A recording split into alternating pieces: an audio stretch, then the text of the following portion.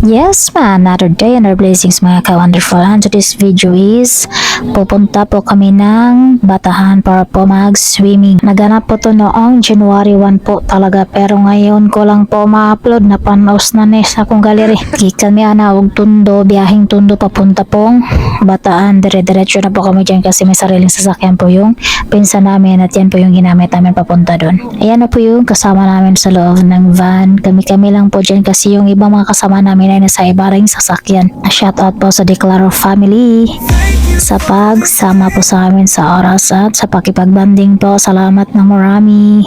Hindi ko po alam kung anong mga lugar na po yung pinagdaanan po namin kaya hindi man nakabisado sa lugar man. Basta kayo sumama lang kami dito at nakasakay kami sa banda. Okay na yun. Excited pa naman yan si Kuya Ikong na maligo daw siya sa swimming pool. Lagi nagtatanong kung malapit na ba daw.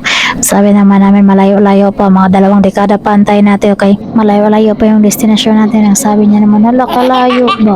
Basta swimming talaga ang pag-uusapan guys. Talagang excited po talaga yung mga kiddos po natin. Basta ganyan na pong mga outing ang pag-uusapan, lalo na po yung swimming. Ito pala po yung Filipina rin na guys na nakuha na ng video ng aking asawa kasi siya po yung nasa may bintana banda. Kaya po nakuha na niya ng video ang Filipina rin na malaki nga po talaga siya kahit nasa malayo ka lang. How much more kaya kung nasa malapit ka na. Nasa part na po kami dyan ng Bulacan. May mga palayan din sila dyan. Parang bukid lang din. Yung iba na may tanim na, yung iba kakaumpisa pa lang. Ang lapad din pala ng Bulacan.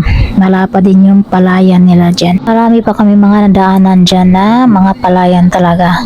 May madaanan pa kami na Subic, Pampanga, ano pa yung nadaanan namin dyan.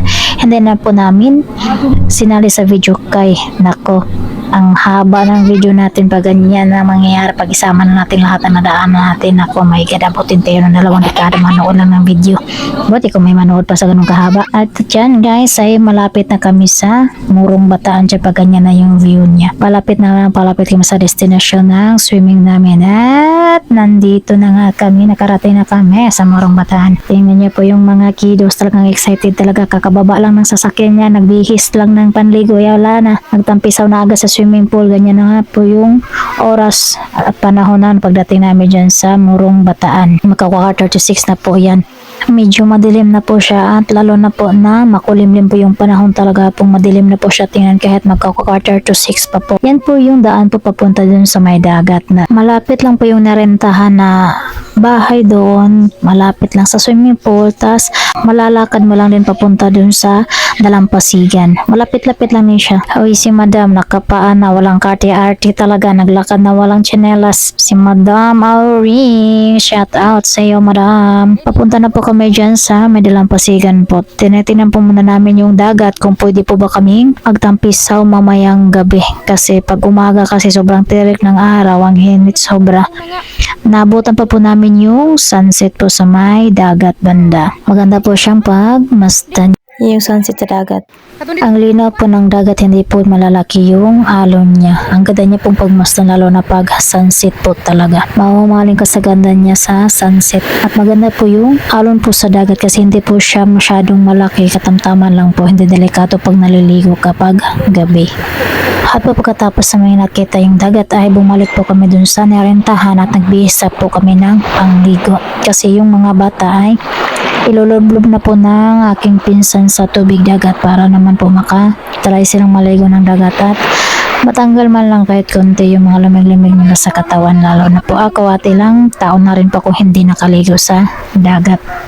Ayan na po yung isang anak ng pinsan ko, yung pangalawa at yung binihisan po yan yung bunso.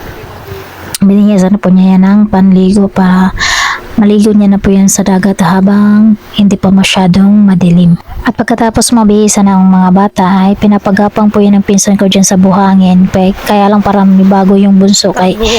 Ngayon lang siguro nakatapak ng buhangin yan o kaya naglalambing lang. Pagkatapos mo niyan ay pinauna muna namin yung mga bata maligo bago po kami. Kasi nung kami na po yung naligo ay wala na po mag-video kaya nasa malalim-lalim na po kami naligo. Kaya inuwi ko muna yung mga cellphones namin dun sa manarintahan para may tago dun sa kwarto na tutulugan po namin. Kaya baka pilitin ko mag-video na kami na yung naligo ay baka yung cellphone ko pa yung unang mag-swimming talaga na nakuyari na wala na akong magamit pa talaga. Kay powder pa si Manay wala pang pambili. Ang susunod na video nito guys ay pag nagmadaling araw na po.